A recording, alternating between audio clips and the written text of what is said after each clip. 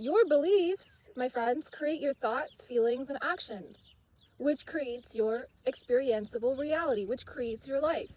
Therefore, if you want to create your reality in ways that are optimal, in ways that serve you, in which you are literally living your best life, well, you have to change your beliefs. You have to change your belief systems. And if you don't know who you are, right, and you've never gone into the process of rectifying your belief systems, then you're just going to be out here spewing all kinds of vibrational points of attraction and attracting to you anything and everything. Positive circumstances, negative circumstances. Why is this happening to me? Why is this constantly happening to me? Well, because you are stuck in a looping pattern. You're stuck in a belief system that is not serving you, that keeps perpetuating in your life, because you have not gone within and done the work to examine that belief system and change it. Overlay it with a new one. Replace it. Right? So we want to look at our beliefs. We want to examine our beliefs, right? So why are you in poverty? Why are you attracting people that do not commit to you? Why are you attracting friends that flake on you? It's all to do with you and the vibration that you sit at and the vibration that you emit based off of your belief systems, based off of what you believe. If you believe that men are evil and negative, which is a common societal perpetuation that is going on at this current day and age, which is ridiculous, and it's infiltrated by the media to destroy the nuclear family dynamic, by the way. So if you actually believe that about men, that men are evil, then men in your life will show you and reflect to you what you believe about them. Same thing with women. If you believe all women are, like after one thing, they're after like short-term relationships or money. That's like a big thing, right? People think women are after money. So if you believe that about women, women will, specific women will come into your life to prove that to you. This is the law of attraction. It is always in effect. It doesn't turn off. So that's why when you actually go to sleep, you release resistance, right? You release resisting your reality. You release emitting a certain vibration into your reality, and so it's pause. The law of attraction can pause. You are in your resting state. You are in nirvana. You are in bliss. And then most people wake up again and they remember that, oh, I have to be unhappy about my life, or oh, I have to struggle with money. These are belief systems.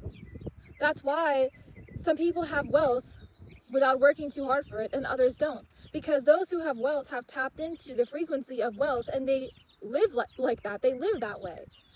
They live, breathe, and exist within ease, within wealth, within universal abundance.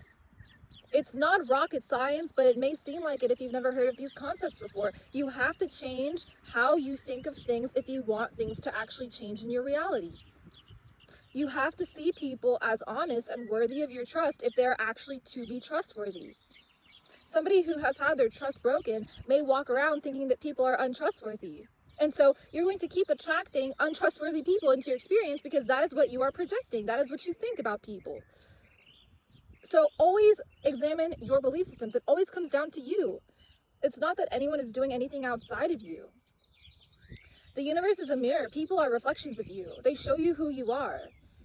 Be grateful for the way people show up into your experience. And if people are showing you positivity, loyalty, friendship, assistance, healthy connections, that is because you are vibrating at that attractiveness level. That is because that is what you believe. You believe that you deserve it, and you are very solid and grounded in that belief, that this is what is normalcy. So it will be normalcy for you. You know what I mean?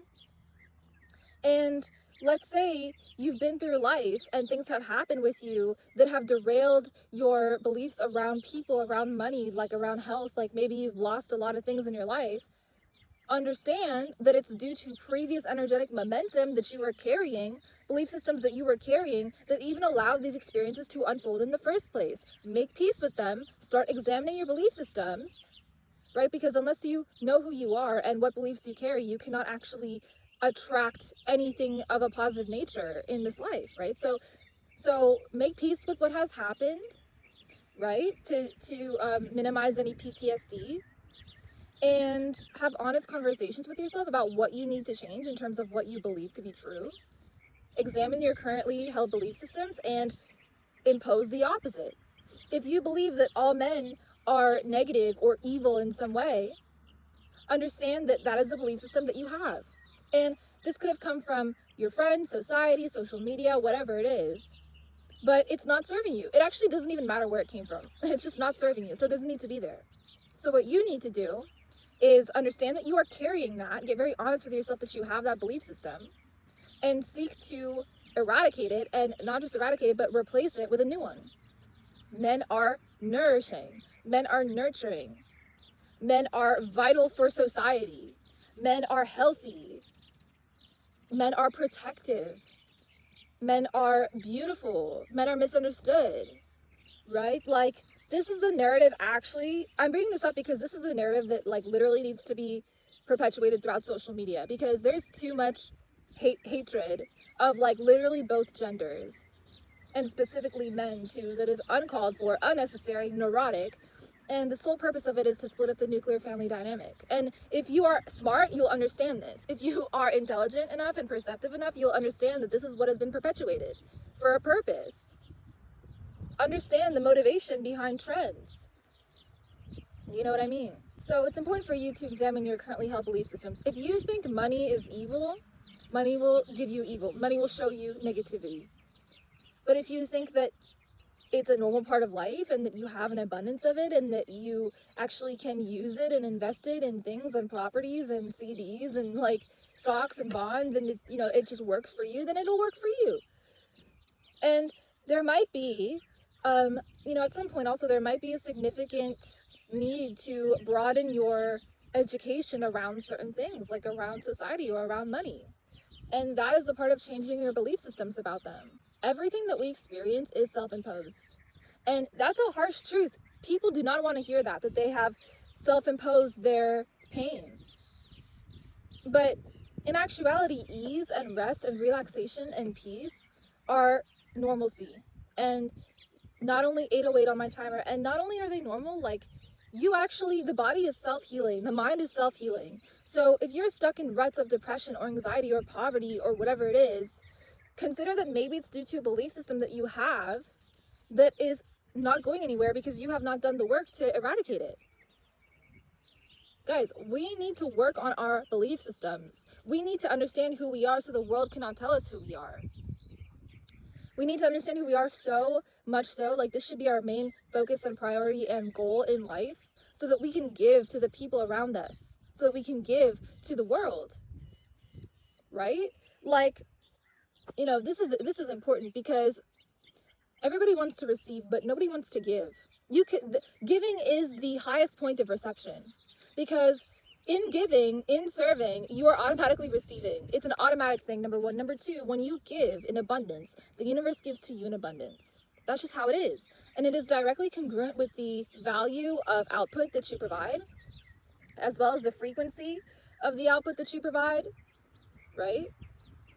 And everything is justified. Everything is karmically balanced constantly. Law of attraction is extremely fair. It is justice personified.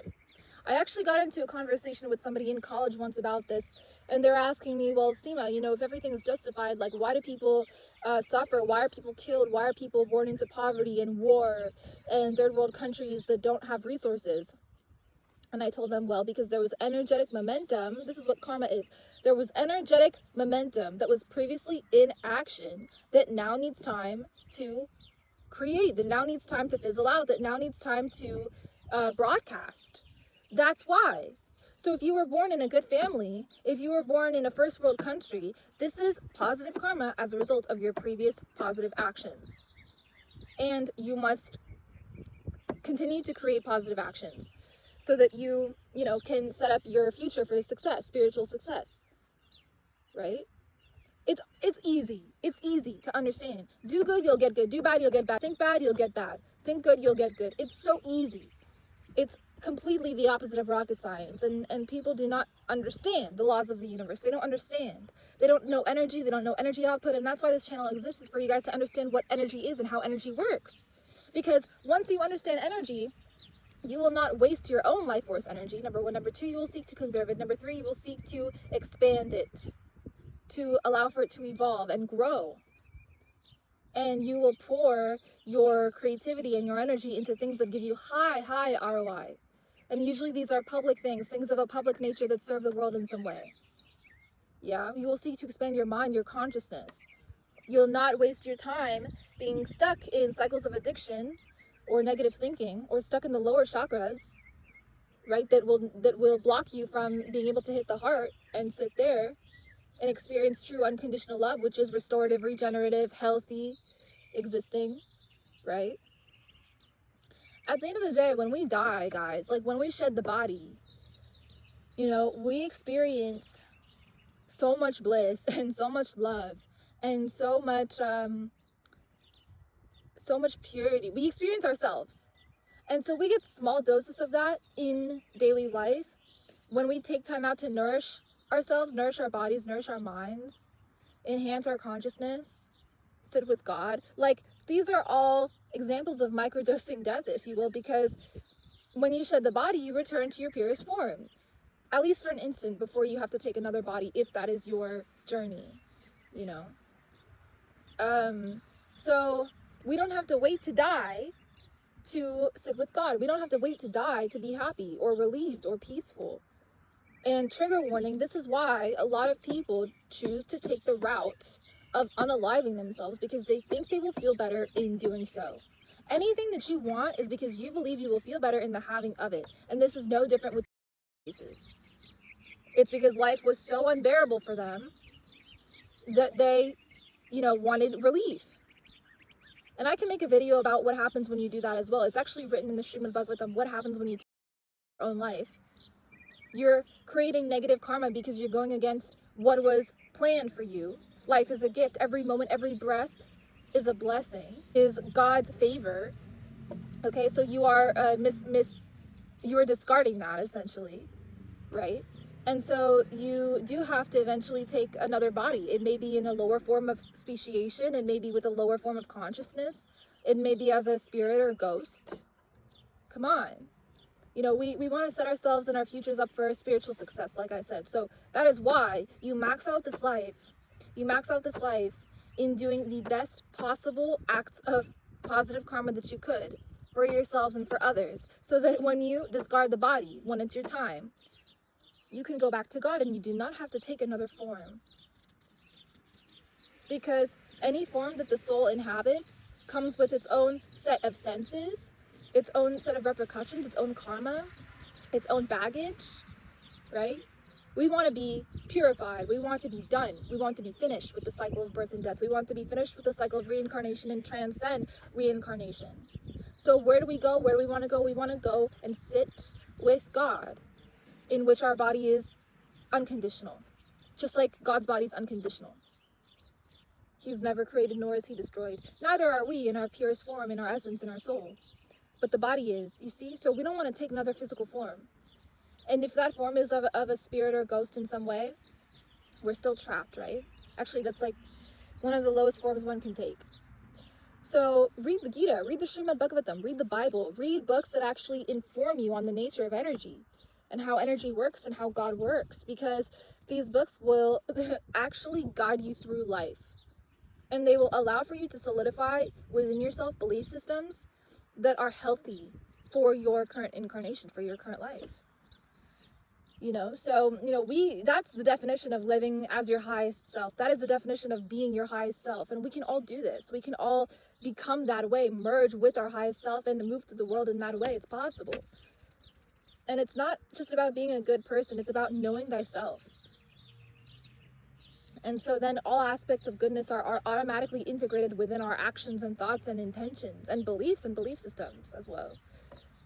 Right?